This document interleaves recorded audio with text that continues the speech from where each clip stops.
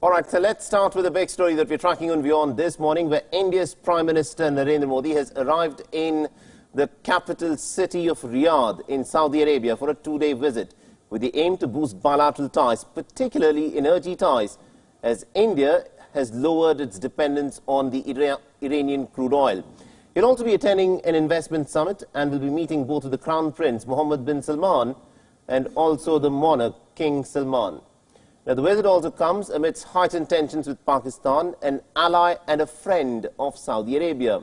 In fact, the Prime Minister has had to take a longer air route as Pakistan yet again denied permission for Prime Minister Narendra Modi to cross its airspace.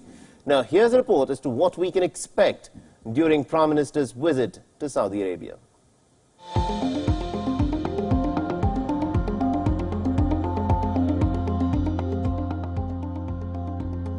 Energy laying the foundation for a strategic partnership council and a speech at the third Future Investment Initiative, which is referred to as the Davos of the desert, will be the top focus during Prime Minister Narendra Modi's short visit to Saudi Arabia.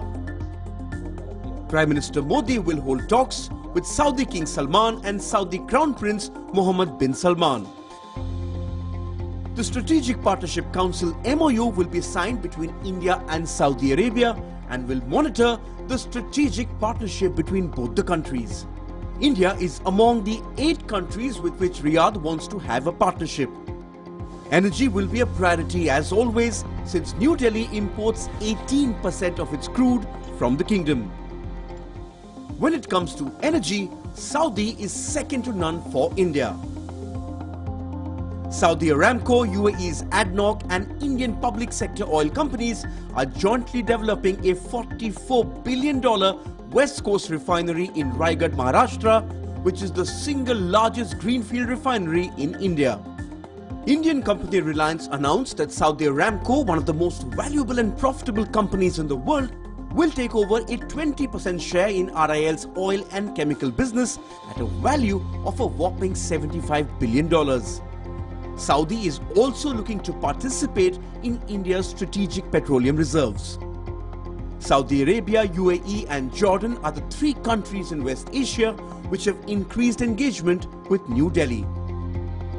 Let me assure you that Saudi Arabia has shown understanding on the recent developments vis-à-vis Jammu and Kashmir. And I'm sure that their stand has had a salutary effect on Pakistan. People-to-people ties is an important component of this relationship. To help the 2.6 million Indian community, India is launching the RuPay card. Saudi Arabia is the 3rd country in West Asia after Bahrain and the UAE to get this facility. The 2.6 million strong Indian community in the kingdom sends back $11 billion in remittances, and with an increase in the Hajj quota to 2 lakh from 1,75,025, the people-to-people linkages between the 2 countries are strong. Around 7 lakh Indians visit the kingdom for Umrah every year. For the welfare of the Indian worker, Prime Minister Modi will launch the integration of the e-migrate system, which will be aligned with its Saudi counterpart to provide safeguards on employment conditions. Both sides are also increasing defense engagement with focus on security in the Indian Ocean region. The first India-Saudi Arabia joint naval exercises will be held by December end. India has been training Saudi defense personnel such as Saudi cadet officers at the NDA in Pune and Saudi officers in the NDC in New Delhi and the Defence Services Staff College in Wellington. Prime Minister Narendra Modi will be in Riyadh for just 24 hours. But the focus will be on how both Riyadh and New Delhi will be keeping up the positive momentum. This is the 2nd visit of the Indian Prime Minister to the country since 2016 and comes months after the visit of the Saudi Crown Prince Mohammed bin Salman to India. The message is loud and clear that Saudi-India relationship and partnership is here to stay and is based on solid principles of people-to-people ties, economics and new geopolitical realities. Siddhant Sibal for Wion. Key bilateral, Influential speeches, key launches. Prime Minister Modi is in Saudi Arabia. Focus on energy, security, trade and culture. Big lead for India's Link West policy. Wion reports from Riyadh. All the news, insights and analysis. Prime Minister Modi in Saudi Arabia. All right, now this is a story that has generated a lot of reactions. Now first to the story and then we'll take a look at the reactions. So it's been 85 days since the government de-operationalized Article 370 for the state of Jammu and Kashmir. And in the weeks that have followed, the government has worked towards restoring normalcy and connectivity in the Kashmir Valley. Now it seems to be opening up the valley. The Indian government has allowed about 28 European Union parliamentarians to travel to Srinagar and to see the situation firsthand. So this is a visit that will take place today. It's happening today. And the European Union delegation has clarified that these MPs are going not in an official capacity but in their personal capacity, and that this will purely be an unofficial visit. Now the 28 members are from Italy, Britain, France, Germany, Poland, the Czech Republic, Slovakia, Belgium and Spain. Now yesterday these members also met with Prime Minister Narendra Modi, after which National Security Advisor Ajit Doval also briefed them for nearly about 40 minutes. Now, the European Union parliamentarians have also met with Kashmiri intellectuals, journalists and politicians. An official statement from the Prime Minister's office has said that the visit of the European Union parliamentarians should give the delegation a better understanding of the cultural and the religious diversity of the region, besides giving them also a clear view of the development and governance priorities of the region.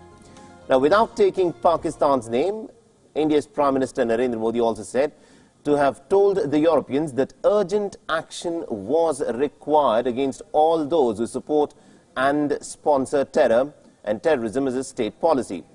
Now, let's talk a bit about the visit. Which parts of the valley will they be visiting? Now, as far as we know, it's only going to be the capital city of Srinagar. The reports also state that they'll be touring the Dal Lake and other neighboring areas and will stay overnight as well. Now, the decision to conduct this tour has actually drawn some mixed reactions. Critics have questioned the decision and also the choice of the EU parliamentarians for such a visit. Why them and why now? Kashmir is a part of sovereign India. So what's the need to get a certificate from the European members of parliament? Now, the government's rationale appears to be this, that India enjoys a good rapport with the European Union and these members of parliament were more forthcoming to visit the Kashmir Valley. Now, this is in fact one of the first of a series of such visits that India will be facilitating to the Kashmir Valley. Plus, it's also a way to counter Pakistan's propaganda by showing these MPs the true picture that everything is indeed normal. Now, this, on the face of it, of course, looks all right. After all, information is the best way to bust a misinformation campaign, and also a good way to do it is to allow the doubters to see things for themselves. Fair enough, but here is the catch. Now, the question is, why should India be on the defensive? Now, the opposition lawmakers in India, they said that they were blocked from visiting Jammu and Kashmir. So why would the government now allow some European lawmakers such access at a time when it blocked Indian members of parliament from visiting the Kashmir Valley? What explains this position? And also, why would India need to prove normalcy in its own territory to others? Now, the government of India is not answerable to the parliamentarians of European Union. Now, look at the consequences of this decision. Mehbooba Mufti has tweeted questioning as to why American senators were barred, but European parliamentarians are now being allowed to visit Kashmir. Now, a question to both Mehbooba Mufti and also to the government of India is pretty much the same. Why do we have to prove innocence to people who are not even stakeholders in this issue, be it the European Union or the United States? Would this decision not set a precedent for other parties such as US senators to demand a visit to the Kashmir Valley in the same way that the European Union members of parliament have been given access? So what message does this now send out? By the way, the European Union has already demonstrated its bias on this issue. Last month, they discussed Kashmir, and though they did not pass any resolution against India, they held meetings with an anti-India propagandist group called Friends of Kashmir. And now this visit. It's being questioned not just by the opposition but also by some senior members of the ruling Bharatiya Janata Party itself. Now, it's important to make the world understand the reality in Kashmir, but not by taking them on what effectively is an inspection tour. Kashmir, as India has rightly maintained, is a domestic issue. India does not need external validation on this.